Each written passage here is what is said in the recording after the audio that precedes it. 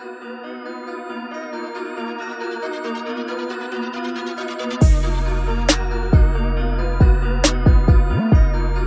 up, guys? Welcome to episode 2 of the Business and Travel podcast, where we explore all things business, all things travel, and a combination of both. I'll be your host, Jackson Dean, and we have got quite an episode ahead.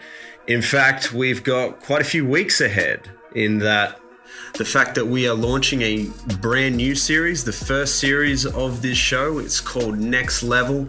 It's about taking your business to the next level, your mindset to the next level, and just generally you to the next level. And I feel it's really going to be able to do that through the meetings, the workshops, the speakers that I and a few entrepreneurs were lucky enough to spend some time with over in Tel Aviv in Israel recently. It was a business trip that was organized with the Australian government. It was backed and supported by the Hacker Exchange and SOSA. And it's called the Hacker Exchange Mission, where we were hosted by the Australian landing pad over in Tel Aviv. Before I go any further, I want to give a massive shout out to Jeanette and Bevis, the co-founders of the Hacker Exchange, and Omri Wisliski, who hosted us there as the Australian landing pad manager. He was well and truly one of the most hospitable people I've ever met, one of the nicest people I've met, and really took care of myself and the whole group and put us into some really exclusive rooms, meetings, really stuff that was just, behind closed doors, confidential. And at the end of the day, what you'll see throughout this whole series is this amazing generosity the Israeli tech community have over there of just sharing information. It really is amazing. And you guys are going to be hearing a lot of the information that I got to go through over there, and it's hopefully going to help you as much as it has helped me. Today on this episode, I could not quite believe that this was one of the guests that we were going to launch the series with, but it is Shira Levy Barkan, who I had a back and forth with, a quick little interview. She is the CMO of Microsoft Central Eastern Europe, a global marketing executive, and previously the CMO for Microsoft Israel as well. So she is a big deal. She has been in marketing advertising for a few decades, and she's moving on to some bigger and better things that we'll go throughout this podcast. But without any further ado, I just want to jump straight into this episode. It is a really good one to kickstart this trip. I will go into more detail about how this trip really unfolded, but I guess the main initiative was just from the Australian government. They put together a group of entrepreneurs, small business owners. I was one of the 5 that was chosen to go over to Tel Aviv and really analyze and deconstruct the tech ecosystem over there. And I'll tell you right now, if you want to jump to a conclusion, it is amazing over there. There is just no other way to describe this country. It is simply amazing what they're doing over there. They're just so next level, and hence why I've called this mini series Next Level. I really believe it will take you there. So let's get into it. Without any further ado, this is a little back and forth that I had with Shira Levy Barkan, the CMO of Microsoft Central Eastern Europe. Let's get into it.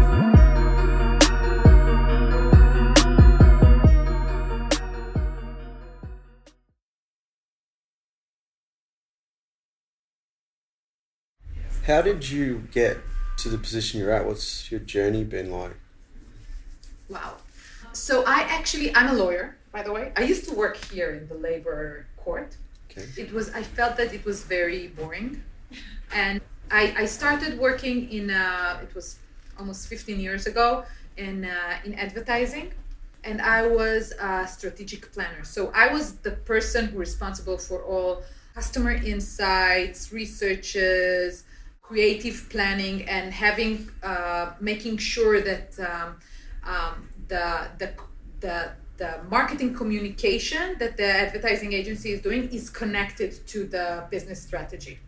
And then I grew within the advertising industry, and I become a VP of strategy, and then I become a VP clients, which is actually the person who's responsible for the business.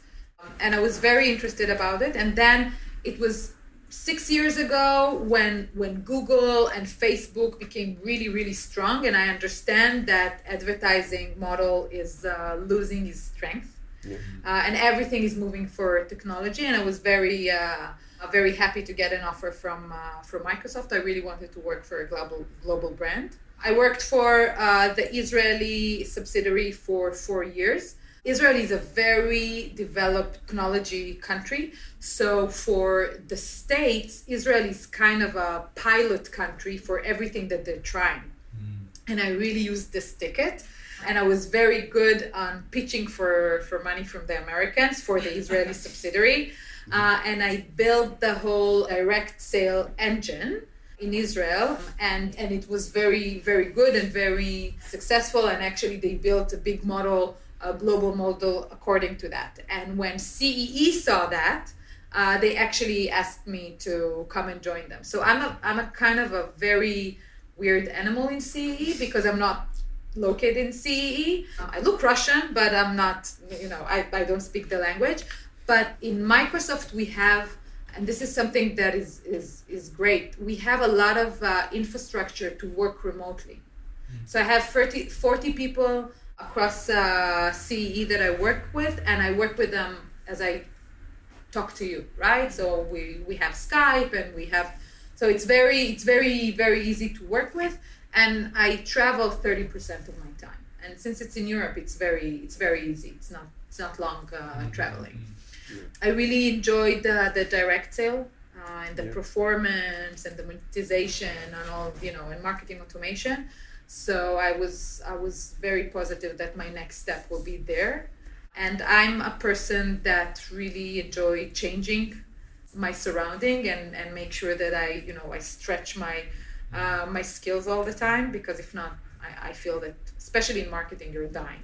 So I looked for industries that are more data-driven, performance-driven, and this is how I landed in this gaming company. Awesome. And you have a lot of opportunities in Israel because the market is very fruitful. Yeah. With the influencers, you're saying make them a rock star a little bit. How did they start? Those are not the influencers. Those are the MVPs. Those are the people. Oh, okay. Influencers are usually, for example, people that are, they can be the MVPs, but sometimes they are people who are, writers or, people like that. So, with the MVPs, did they just develop on their own in the community and then come up and then you started kind of just helping them, or did you kind of help them from the start? So there are people who are proactive on themselves, right? Who really wants that. And by the way, you can really see who they are. They are the people who really care, okay? And then you can ask them to come and talk to, they need to be very charismatic, right? And they need to have the time to invest in this because, you don't want someone who will promise that they will do this and they will not do that. They need to have an interest. Okay, so if they're partners, for example, we can help them. Usually they have their own companies or they have their own interests. Yeah. When we recognize someone who can do that, we pamper them. But I have to say that the self-motivation is much stronger when you ask someone to do that. Okay, awesome. So you're moving to Playtika, congratulations. Yeah, I'm moving to Playtika. I'll tell you about it. It's it's Israeli gaming company, very successful, that Caesar's Palace bought. Caesar's Palace bought 3 years ago, and then a year later, a Chinese conglomerate bought it for quadrupled the price for $4 billion, something like that. So now it's under this Chinese. You can't miss it because they have a huge bus that takes all the employees from Tel Aviv to every morning, and the red bus with the tiger on it. And it's a really good company doing successful. So good luck. Thank you. I really hope that I like it. It's really a big change. Yeah. So But a good what company. what sort of games do they create? So they have poker, they have bingo, they have social slots, they have a lot of. Now I'm not sure. I think that their strategy is acquiring gaming companies because they're so big. So they have a lot of studios, and the gaming industry is big in Israel. Yeah. Really? There was there was a great article about it. I don't know if you've seen it just 2 weeks ago. I read it. It's like it's big, but it's like under the radar of investors. Yeah. They're like because they don't know this realm Mm-hmm. so much, so they're not Yeah, active. so But it's there's not like much money. over 250 companies, I think. Yeah. In this industry, so and Because some a big lot of successful them- ones. Gambling is not legal in Israel. Right. Yeah. So a lot of them are because it's social slots, for example, a lot of them think that they are kind of a grayish companies. Yeah. So they are not really keen on investing there. But it's not. It's legit. But I think but they're making so much money. Like it's when I heard the numbers, I work for Microsoft. Microsoft is very rich company. It's unbelievable, like the numbers, but their scalability is amazing.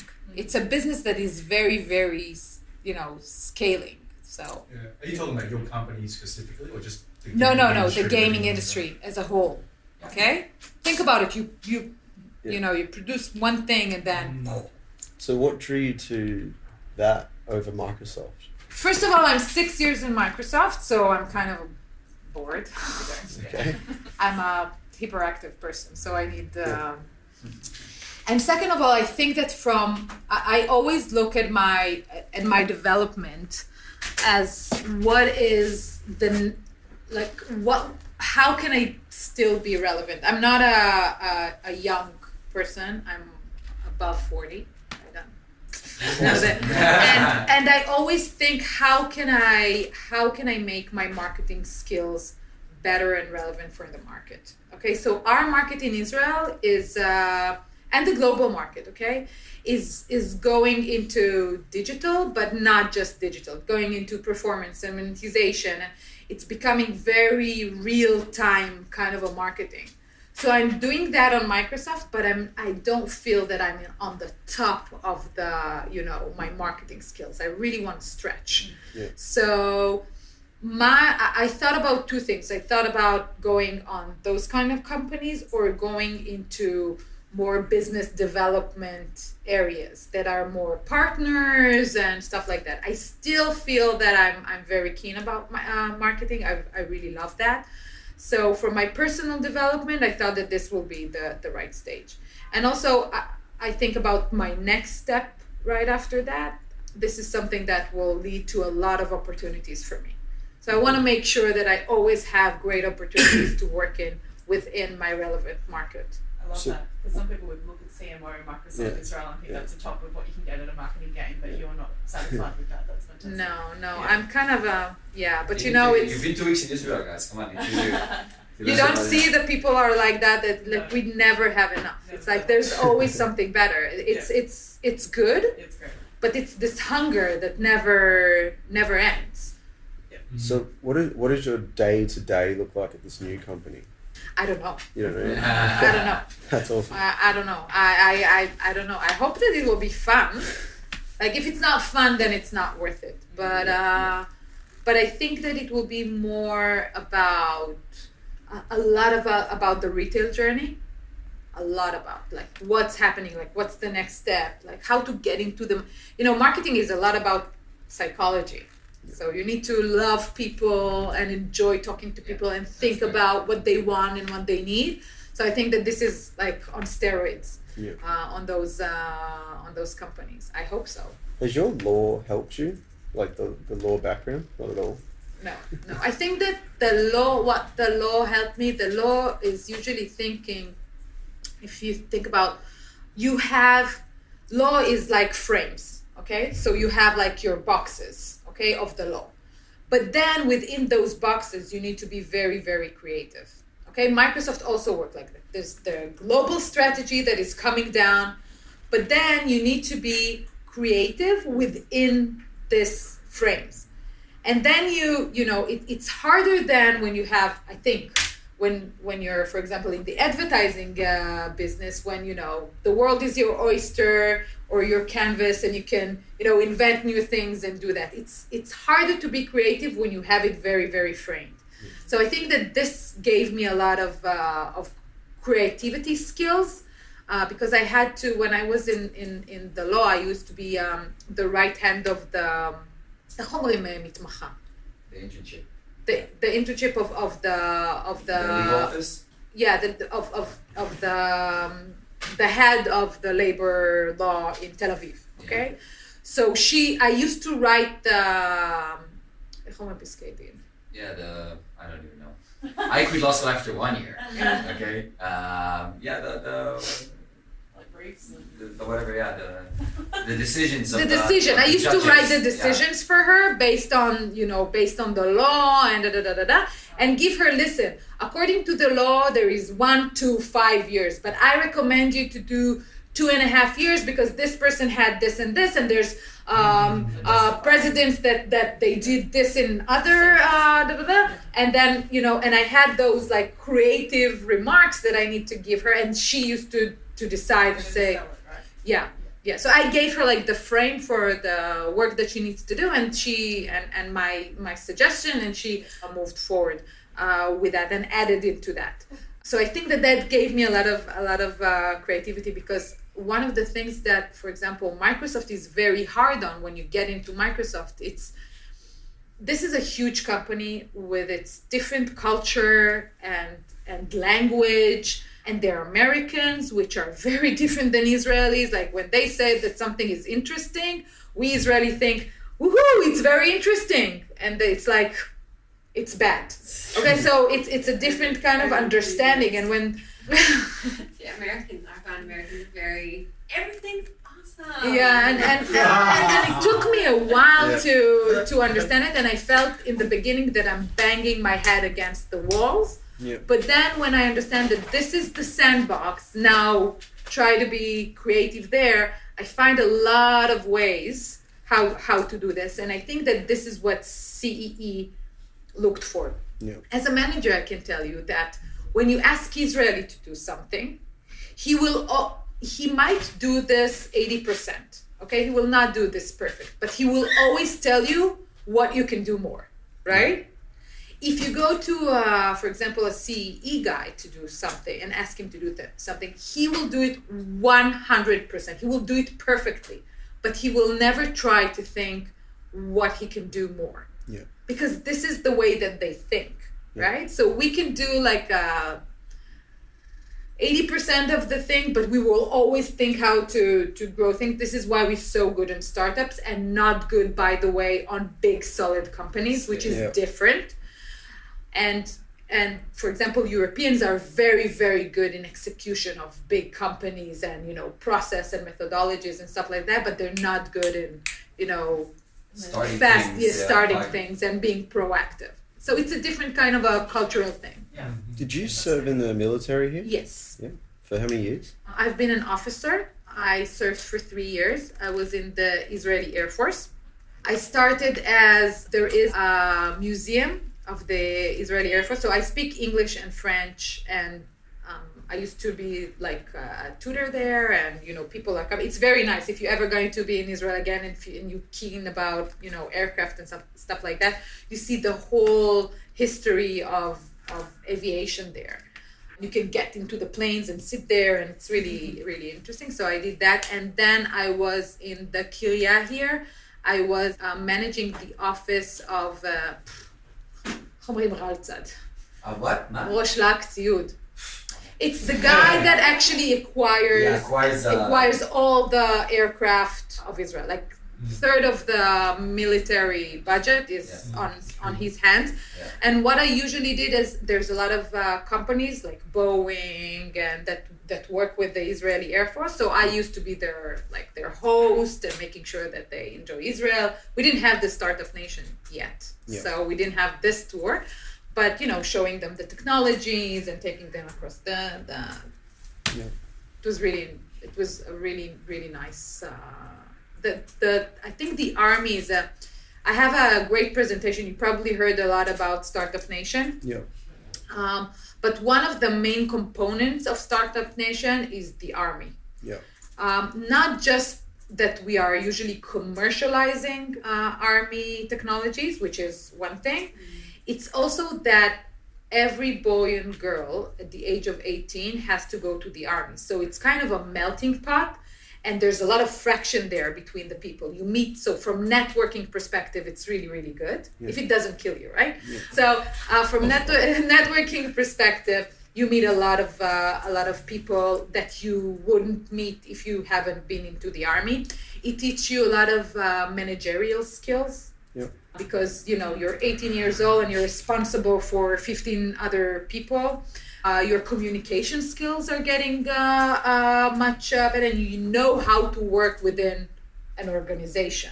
Yeah. Which I think that for an 18-year-old boy or girl, it's a very good experience, but it's a hard experience. Yeah. So Builds that discipline. I think that it's not just about discipline. It's about there are people who have their life completely changed in the Army. For example, people will get to, you probably heard about 8200, The A200. the A200. So people who are getting in there, when they're getting out of there, like the industry like kidnapped them with high salaries and they're doing very, very cool stuff. So it's a really opportunity for people to change their life. But it's a hard experience. But since everyone are doing it, it's when you see two Israeli meet, no matter what they are, like it will take like 3 to 4 questions, like where do you work, how much do you earn, where you were in the Army. Like those are the 3 questions. So would you like blunt and rude and. Would you attribute a lot of your success to the Army? I don't know. I think that I really enjoyed the Army. It was a very good experience for me, but I did like a very light service. I was at my time. My dad is a pilot, so at my time, girls were not allowed to be pilots. Okay. And I think I was very lucky on that because if not, I would have to go there. You have to try. Yeah, I would have to try to do that, and it's very, very stressful. Yeah.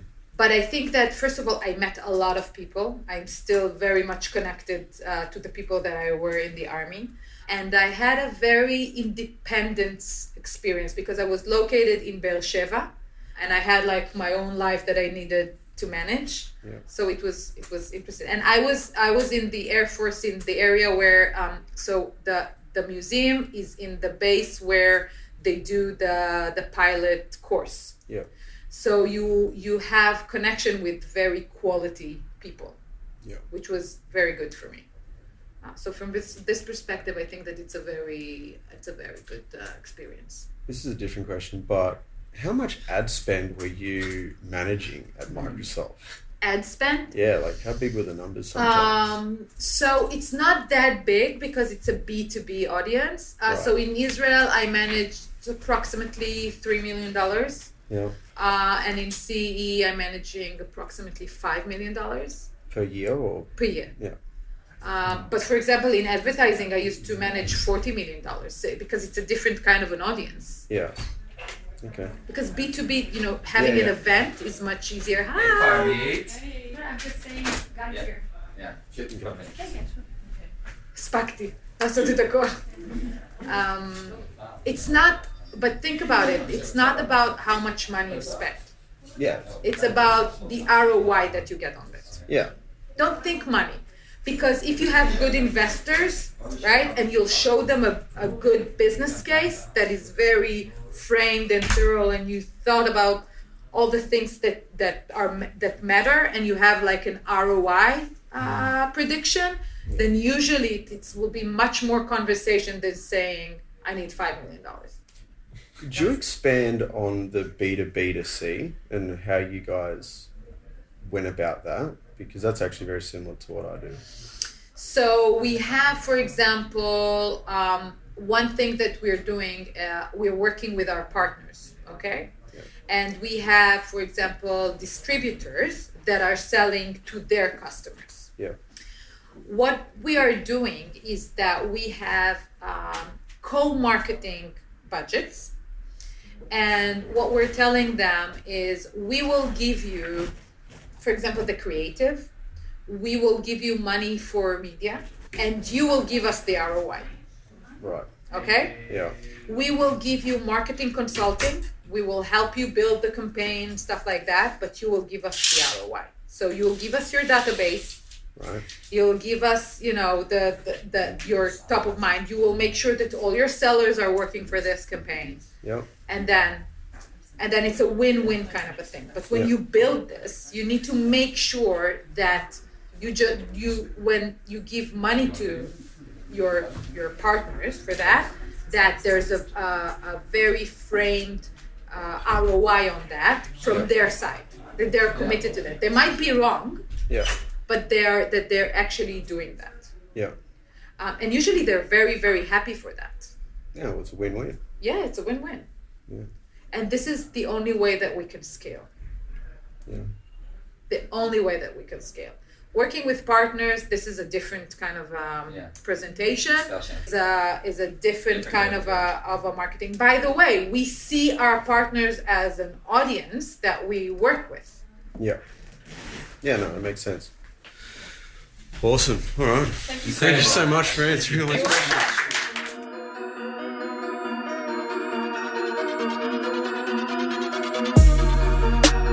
So there you go, guys. That was just a quick introduction and back and forth with Shira Levy Barkan, the Chief Marketing Officer of Microsoft Central Eastern Europe. Just a few things throughout that podcast. Let's sort of break it down. First of all, if you heard that word CEE, I mean, Shira's just referring to Central Eastern Europe, basically.